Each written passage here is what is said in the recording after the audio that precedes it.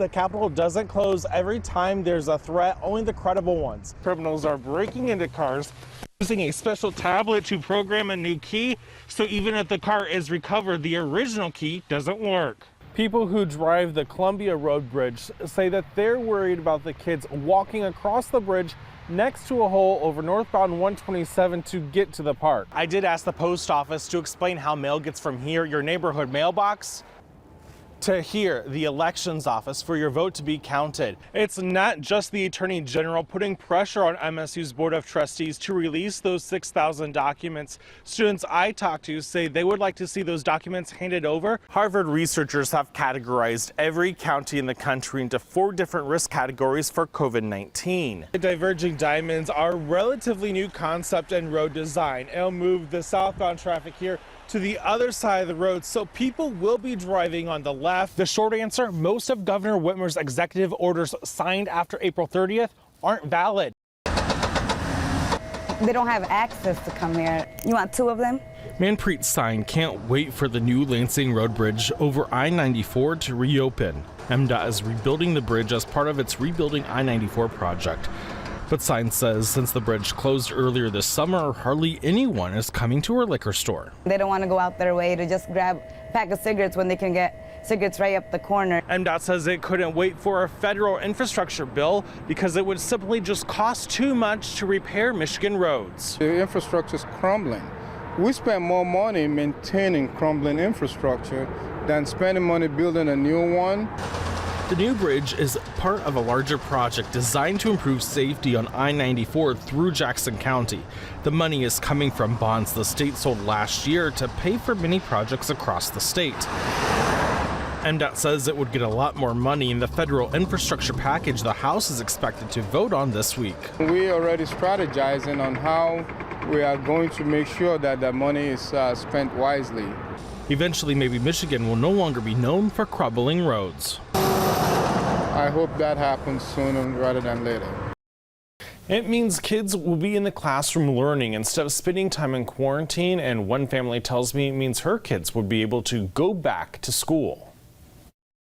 That we can kind of start to return to normal life. Emily Blakely has 2 kids, a 5-year-old and an 8-year-old. Neither has been able to get a COVID-19 shot. We have been pretty much in lockdown since March of 2020.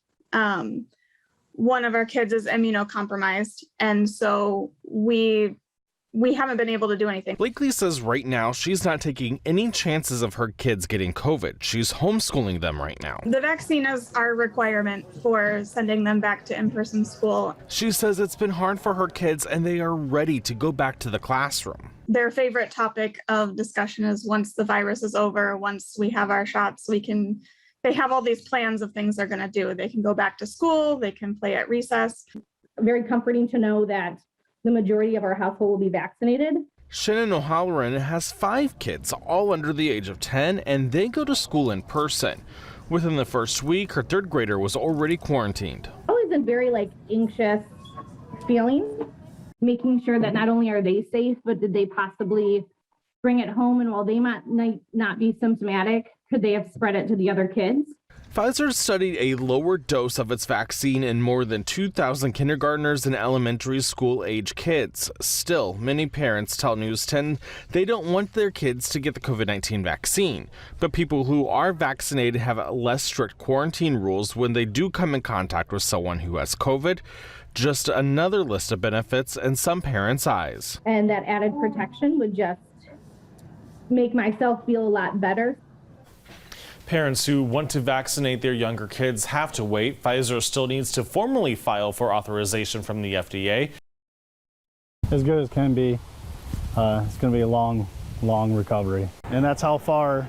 Mark Milbourne's brother, Eric, is still in the hospital after getting hit head-on while riding his motorcycle in Ionia County Sunday. Started to stop when he slammed on his brakes, and you can see it all the way up there to the top.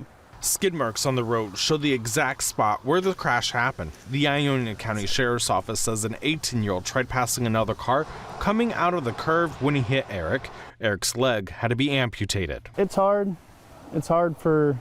Mark was at the crash. It's just, just know that it's your brother. So it's hard to come here and see it. And You know, it's a dream. Everything's a dream. Eric is an avid motorcyclist, riding just about any chance he gets. For him to be riding a bike is completely natural. Eric's family is hoping that this serves as a reminder for people to look for motorcycles beyond just at intersections. It's hard to see them. Even when they have a light on and all that, it's hard to see motorcycles. And this happens, unfortunately, all the time.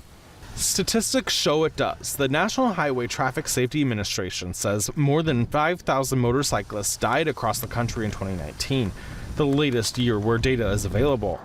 But Mark says this won't keep his brother from riding again. With him having the prosthetics that they do nowadays and where they had to amputate from, I think he will. It'll be a long time, but probably have to start him on dirt bikes. In Danby Township, Cody Butler, News 10. The only way to keep our kids face-to-face and safe is to have a mask mandate implemented within our schools. Casey Carr has 3 children going to school in Jackson County where masks are optional. She says if Jackson ISD had a mask mandate in place, her preschooler wouldn't have gotten COVID from his teacher. Thankfully, he didn't develop any very severe symptoms and didn't need to be hospitalized, but he was very sick for a week, so that was definitely scary. The Republican package of bills making its way through the Senate would prevent schools from requiring masks, vaccines that are still under emergency use authorization, and COVID testing. Senator Tom Barrett is sponsoring one of those bills. He says it's about giving control to the parents. And it shouldn't be determined by, one school district or an adjacent school district what your rights are. We want to protect the rights of every parent and every child in the state of Michigan. As a mother, I know my children best, and therefore I should be the one determining which mitigation strategies work best to maintain the wellness of my children.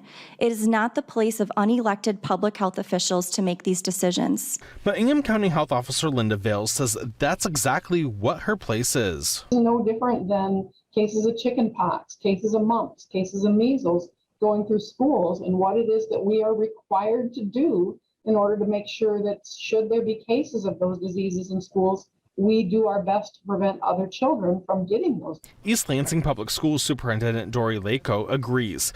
East Lansing Public Schools was one of the first in the area to put in a universal mask mandate for the school year. We're responsible for community health, not just each individual student, but our community as a whole.